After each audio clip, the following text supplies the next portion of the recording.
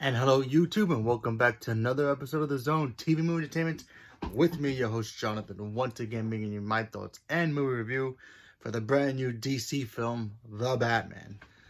Directed by Matt Reeves, starring Robert Pattinson, Zoe Kravitz, Colin Farrell, and Jeffrey Wright. Now, I'm pretty sure all us DC fans have all been looking forward to seeing this new take on the Dark Knight himself, and what kind of version are we getting. Now, before I begin, there is no spoilers here, so no worries. But don't worry, I will do a video about my favorite Batman movies later on, sometime after at least seeing one more time. So this is my first take on it. I slept on it. I wanted to think about it a little bit more after watching it last night. And so before I tell you how I thought about the film, let me tell you a little bit about what this film is about. Oh, there's also movie stars Paul Dano. Forgot about him. My bad. So in this movie, you have a year two Batman. He's just kind of getting started into his Cape Crusader, days as a superhero, and a new threat comes to Gotham City. Now, the new threat is the Riddler. He starts murdering people, and then Batman literally has to team up with the police to try to figure out who he is and who's his next target. And this is basically a detective story, like a detective film, kind of like in the vein of like of a Zodiac film, kind of like those mob crime films that you get in certain other movies. But seeing this film really opened my eyes to seeing exactly what can superhero films in general can become. Now, like we all know, The Dark Knight pretty much helps set up what not only DC films can be, but also comic book genre itself. When you watch The Dark Knight and then you compare that, like how visual difference is very different from like a Batman and Robin type of film is, or when you watch like a movie like Captain America: Civil War, or even Winter Soldier, how different that is from the first Captain America, or even the first Iron Man. How different those movies are, and it really helped change the game. So when you watch this film, you're wondering, can it be changed again? Can it set a new gold standard of what comic book films can be? And the answer is, to me, in my opinion, yes. This movie was so different from any other movie I've ever seen, and it, even in tone, is very different. It's more darker, more brooder than any other film you can see in a DC film. Yeah, a lot of people complain that some of the DCEU films are too dark or too whatever. This movie really sets that tone very, very clearly. Now, when you first meet Robert Pattinson as Batman, you can feel the presence of Batman in this film. First of all, Gotham City is like very dark in here. Like, I kind of wish, like, if you ever ask somebody, oh, which city would you like to live in? Would you like to live in Metropolis or Gotham? Some people be like, well, I live in Metropolis. Chances are buildings will fall on top of me because Superman does this thing. However, you live in Gotham, chances are you're going to get mugged. This version of Gotham, there's a chance you're going to die in this city. Okay? This city itself is a character. And I love how Matt Reeves really made Gotham City kind of like the most despicable city you could ever imagine for a city. Now, we all know in real life there's crime everywhere in a lot of places, some worse than others. That puts, in this fictional world, that puts all the other, comic book, cities to shame. Gotham City here is completely horrible. Like, you can't even turn a corner where you don't know if, you're going to get mugged or you're going to run into the Batman. That's how creepy this city was. And I really like what they did with here, with the whole town. Seeing Robert Pattinson as Batman really showed who Batman could be. Remember, Batman's not just human, Batman, here comes Robin, all that. No, Batman's supposed to be a dark creature of the night, where criminals, if they see him in the shadows, or even hear whispers that he might be in the shadows, they drop whatever they're doing and they run. Like, run to a town where there's, like, meta-humans better than Batman, because you don't want to run into Batman in this city, because honestly, And that's what I got from this tone of this Batman. You can feel how more visual he is in this film. And seeing Robert Pattinson, first of all, he did a fantastic job as Batman here. You can really tell, yeah, he's Batman. Like when you watch the Christian Bale films, or even, you know, Batman v Superman, yeah, you see them as Batman. You believe they're Batman. But can you really say that criminals are really scared of those Batmans because what they can, yeah, they can fight and all that? Here, nah, they might as well just run, stop, turn themselves in, give up being criminals, because honestly, this Batman, I'd be more scared of if I was the other two Batmans in the other movies.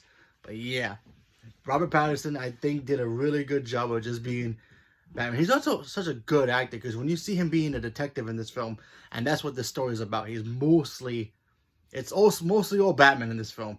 It's all him being a detective with James Gordon. By the way, Jeffrey Wright, I thought him and his chemistry with him, phenomenal job. Him and Zoe Kravitz as Catwoman, perfect. They don't call her Catwoman in the film. They just call her Selena, which is obviously because, you know, this is kind of like her origin.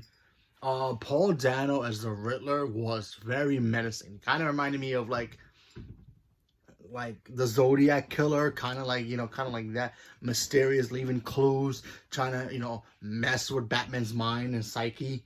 And just seeing Batman try to figure out who this guy is was very awesome. Seeing the intimidation that he gave Batman, and then seeing Batman try to solve all his riddles. You know, it's not like, oh, riddle me this kind of thing. It was more like real clues of like what a serial killer would do in a situation that he was in. And seeing that in here, I thought they did a really good job with it. Seeing Colin Farrell, unrecognizable as the Penguin, setting him up as a character of who the Penguin's supposed to be, not just being, you know, wham Penguin kind of thing, like how we got in Robert, you know, in Danny DeVito's Batman Returns. He's supposed to be a mob boss. Kind of crazy, but not super crazy, because he's never been locked up in Arkham. He's always in Blackgate. You know, a mobster kind of character, and that's what we got here. I thought he did a good job as well. And he was in the movie for a lot longer than I thought he would be, but very, very well done. Can't say anything bad about Zoe Kravitz. I thought she did a phenomenal job as Catwoman, because honestly, she felt like Catwoman should be. Smart, beautiful, sexy, and also have that seductive stuff with Batman, and it worked really, really well. And I thought they did a really good job with that as well. The chemistry between him and Bruce Wayne, and Andy Serkis, because I forgot he's in this movie as well, was great. I do wish Andy Serkis' character was in here a little bit more, because he plays Alfred. But I kind of wish we got more of that dynamic about it, but still. Yeah, that would be my only negative about this film. Like, if I had another negative, it would probably be the fact that, I mean, I understand why they didn't do it, but if I kind of wish we got more of it, because it was very interesting seeing his dark version of Bruce Wayne. And we didn't get enough of that. Because, you know, this Bruce Wayne is very damaged. You know, Bruce Wayne's always been that kid, that guy that, yeah, he keeps everything bottled up. Bruce Wayne's supposed to be the mask. Excuse me, why he's supposed to be Batman all day, all night. And we got Batman throughout the whole movie, mostly, than Bruce Wayne. So I kind of wish we got a little bit more of that, but hopefully maybe in the sequel we'll get that. But I thought this movie was very, very well done, very well written. Action scenes were great. Not enough of it, but still a lot, very, very well done for what they gave us.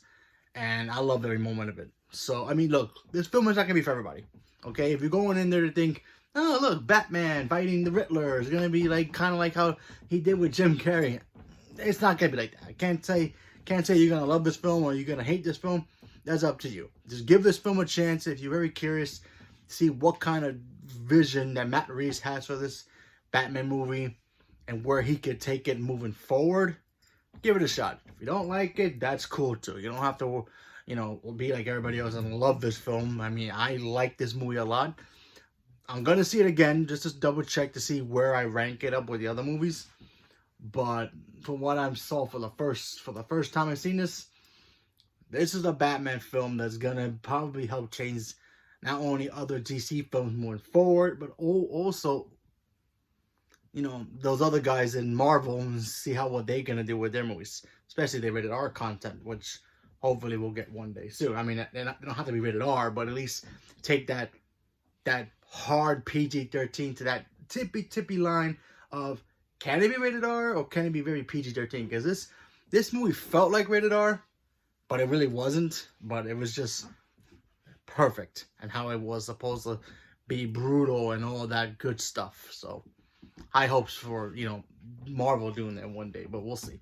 But yeah, like I said, I thought this movie was very, very well written, well directed, well shot. Cinematography in here is great. The Batmobile was cool. Love the Batmobile. It was very cool to see that thing move. And I thought Pattinson, like I said, I thought Pattinson was a good Batman. He's a good actor. You got to give this guy a shot. Don't just be like, ugh, Twilight boy. First of all, he's also in Harry Potter, so there's that. He was in Harry Potter first before Twilight, so for us Harry Potter fans, we take offense of that. Okay, so he wasn't Twilight first before Harry. He was Harry Potter first, so we'll take offense to that one. Anyway, give it a shot. Just give this film a shot. Just don't go in there thinking, oh, I'm going to see Twilight Batman. Just go in there. Okay, it's Robert Pattinson. Let's see what he can do as Batman, because you're going to be blown away. I was blown away. I was like at the edge of my seat just thinking, like, wow, can't believe this guy was once Edward Cullen and Cedric Diggory, and now he's Batman. And, you know, back in the day, I probably would never imagine that. And now seeing it, it's like, yep, he's Batman now. Yep, now I understand why Gotham City's so scared of the Batman. Even the criminals should be scared of him, because honestly, what he does in this film is like, yeah, makes sense. So, like I said, my opinion, I liked it a lot. Give it a shot. Check it out. Just let you guys know. And see what you guys think about it. And let me know what you guys thought about the film. If you guys seen it. Do you guys think it's going to be great? Not great? Leave me a comment below. Let me know what you guys thought. And like I said before, I definitely recommend giving it a shot. And maybe you'll be sorry. Maybe you won't be sorry. But we all got to watch it eventually. So leave me a comment below. Let me know what you guys thought about it. Stay tuned for more. Thank you very much. And have a good day.